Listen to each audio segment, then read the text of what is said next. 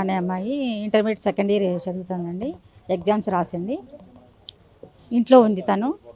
తర్వాత వెంకటేష్ అనే అబ్బాయి వచ్చి నాడు అని చెప్పడం జరిగిందండి.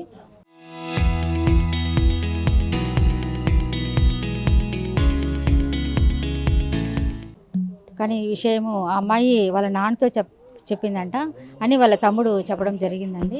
మేము కలెక్టర్ గారు నాకు మెసేజ్ పెట్టడం జరిగిందండి. సార్ మెసేజ్ పెట్టి ఫోన్ చేయడం జరిగింది. ఫోన్ చేసిన వెంటనే నేను ఇక్కడికి మార్చిరికి రావడం జరిగింది. ఆ అమ్మాయిని చూసాము. గొంతంతా బాగా ఉన్నట్టుందండి. తర్వాత వాళ్ళ అక్కతో మాట్లాడాము. వాళ్ళ అన్నతో కూడా మాట్లాడాము. వాళ్ళ నాన్న అమ్మ ఇద్దరు పోలీస్ స్టేషన్లో కేసు ఫైల్ చేయడానికి వెళ్ళారండి. పోలీస్ ఇన్వెస్టిగేషన్లో అన్నీ తెలుస్తాయి. పోస్ట్ మార్టం అయిన తర్వాత కూడా ఆ అమ్మాయి మీద అఘాయిత్యం ఏమైనా జరిగిందా అనేది కూడా మనకు తెలుస్తుందండి.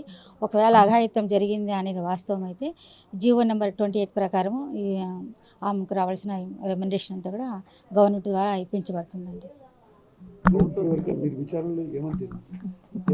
అంటే ఆ అబ్బాయి ఒక సంవత్సరం క్రిందట నేను లవ్ చేస్తున్నానని ప్రపోజ్ చేయడం జరిగిందండి. తర్వాత వీళ్ళు ఒకే క్యాస్టు. తర్వాత అమ్మాయి నాకు చెల్లి అవుతుంది అని వాళ్ళ తమ్ముడు అన్న ఇద్దరు కూడా చెప్పడం జరిగింది. అప్పటి నుండి ఆ అబ్బాయి వీళ్ళ ఇంటికి రావడం కానీ మాట్లాడడం కానీ చేయలేదు. సరే ఇంకా కామ్ అయిపోయినాడు కదా, ఇంకా అర్థం చేసుకున్నాడు కదా అనేసి అనుకున్నారు వీళ్ళు. కానీ సంవత్సరం తర్వాత మళ్ళీ ఇన్సిడెంట్ జరిగిందండి. అంటే జీవో నెంబర్ 28 ప్రకారము మార్చిరీ రిపోర్ట్ ప్రకారము అందించబడుతుందండి. ఒకసారి వార్నింగ్ ఇచ్చినారు కాబట్టి అది మనసులో పెట్టుకొని సంవత్సరం తర్వాత పగ తీర్చుకున్నాడని అనిపిస్తుందండి. కానీ ఈ మధ్యలో ఏదో ఒకటి జరిగిందా ఏమైనా పరిశీలిస్తే ఏం జరగలేదని కుటుంబ సభ్యులు చెప్తున్నారండి. అంటే పోస్ట్ మార్టం తర్వాతే ఏమైనా మేము చర్య తీసుకుంటామండి.